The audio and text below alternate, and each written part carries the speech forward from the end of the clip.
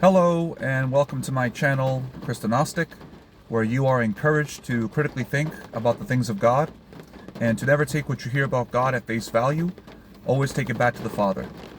The title of today's video is Faith in God Cannot Be Taught. You either have it or you don't. So I used to play basketball when I was younger, and one thing the coaches would consistently say is that you cannot teach height, or that you cannot coach height. And although this sounds like a silly saying, it carries a lot of truth in it, right? Height is something that you either have or you don't have. And it's something that, with regards to basketball, is something that's quite advantageous to have. And if you don't have a good height or requisite height, you're likely not going to be able to proceed throughout the different leagues of basketball. You won't be able to play in the higher leagues because your height is a limiting factor. So just like height, faith is something that cannot be coached, nor can it be taught.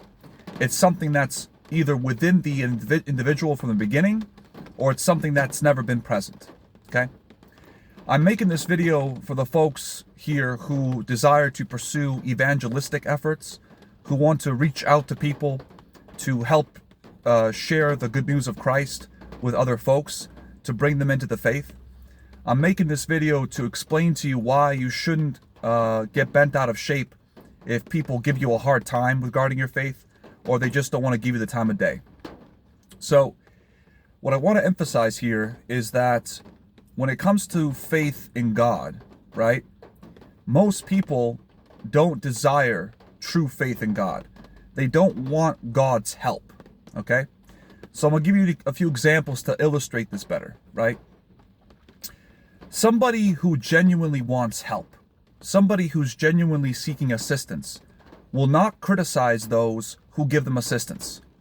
For example, if you have a flat tire, right, and you call your friend to help you replace your tire, right, and your friend happily agrees to do so, he comes over, he starts fixing your tire, replacing it, and he's also showing you how you can do it yourself.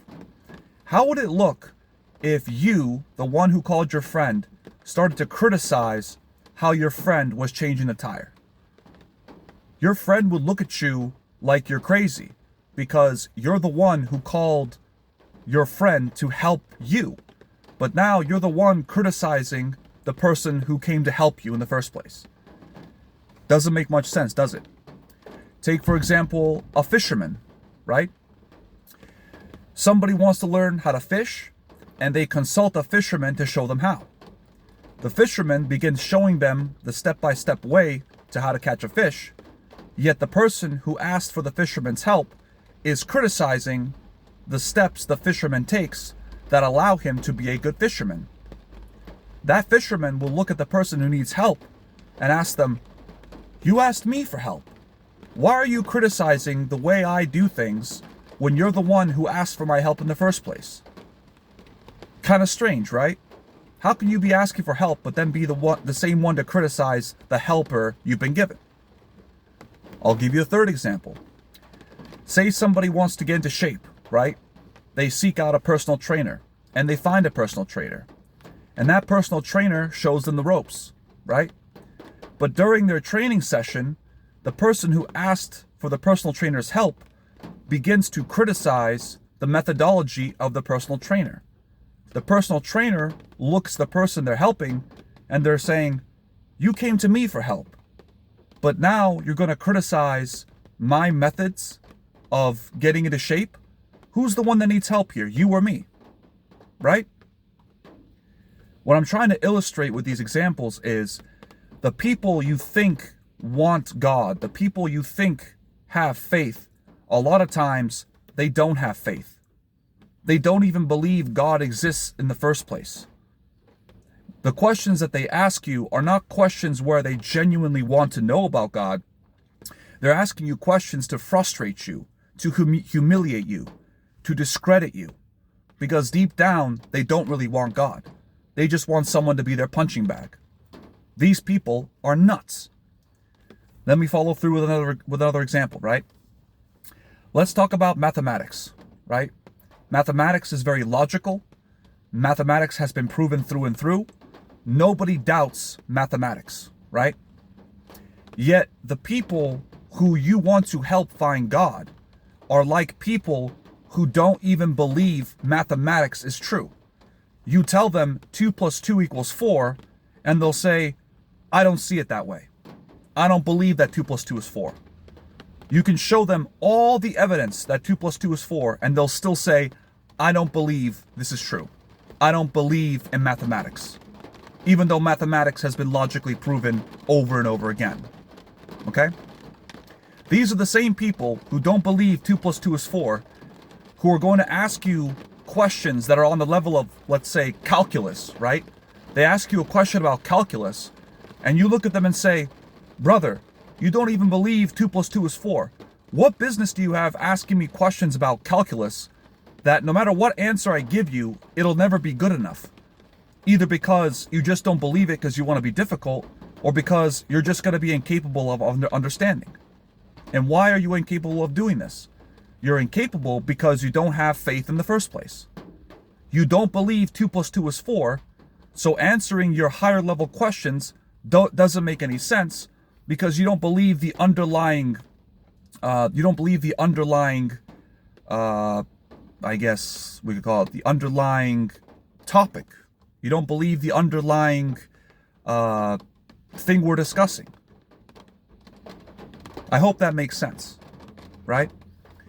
And for anybody who responds to this and say, well, God's not logical, mathematics is logical, it can be proven, but God's not logical, you can't prove God, I tell you this. There's a video you can see on YouTube, it's called Atheist Eye Surgeon Becomes a Christian, right? And you don't have to watch the full video. You can only need to watch the first minute and a half, right? But the gist of the video is, you had this atheist eye surgeon who came to the US.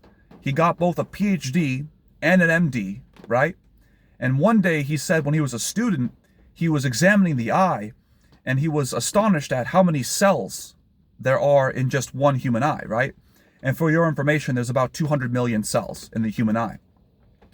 And he said that it astonished him how all these cells were arranged so neatly and so perfectly that if only a few of these cells were found out of order, the person wouldn't be able to see. He thought that was so amazing, but what bothered him was, how can you explain this by just randomness? Because he didn't believe in God, he believed in science. So he goes over and asks his professor this question: how can these cells be so perfectly arranged, and attribute this all to randomness? How does this work? And his professor told him to look outside and tell him what he sees. And he said to his professor, I see a car, right? And the professor asked him logically, did that car come into existence by randomness? Did the pieces of the car just randomly assemble themselves? And of course, he told the professor, no, that car was put together deliberately, right? And then the professor asked him the next logical question, well, if the car was put together deliberately, then why can't it apply the same way to the eye, which is even more complicated than the car? And then what this atheist eye surgeon said was that completely changed his view of God. It completely opened his eyes and he realized, oh yeah, the existence of God is perfectly logical, just when you look at the creative designer theory, right? And this guy's a PhD, MD, a former atheist. And what's sad is, you can give someone else the same exact kind of description, and they'll tell you that's not logical. That doesn't make sense. It's not true. Because the unfortunate reality is, it's not that these people don't believe in God, or they don't believe that God exists. The reality is that these people, deep down, they hate God. It's sad. So what I want you to understand from this video is, you're not supposed to reach out to everybody. You need to have proper discernment to see who genuinely wants to seek God, who genuinely has that seed of faith in them, who genuinely will ask questions, not because they want to make you look incompetent, but they ask questions because they genuinely seek. They genuinely seek to find answers. Now, for anybody who's going to say that I'm acting like some sort of authority figure and that what I say is never wrong, I tell you this: I'm not claiming to be infallible. I'm not claiming that I can't make mistakes or I don't make mistakes. That's not the point. What I am claiming is, as someone who's a follower of Jesus Christ, I am open to getting new information. I am open to broadening my understanding of God when I receive new information. As a believer, I'm not closed-minded and just take what I know and disregard new stuff, right? Just like a competent scientist, when they get new information that changes their previous belief, they lean into it, they embrace it because they're humble, right? For you to be a legitimate believer, you need to be humble. You need to be willing to grow, okay? Pride restricts growth. Humility promotes growth. And you can only have humility if you have true faith. So that's all I got to say for this video. I hope it makes sense. If you want to give it a like, go right ahead. If you wish to subscribe to hear more of this kind of content, I'd be happy to make more videos about this kind of stuff. If you want to leave a comment for any future video you'd like me to do, I'd be happy to take the request. And as always, glory be to God the Father. See you in the next video. Bye.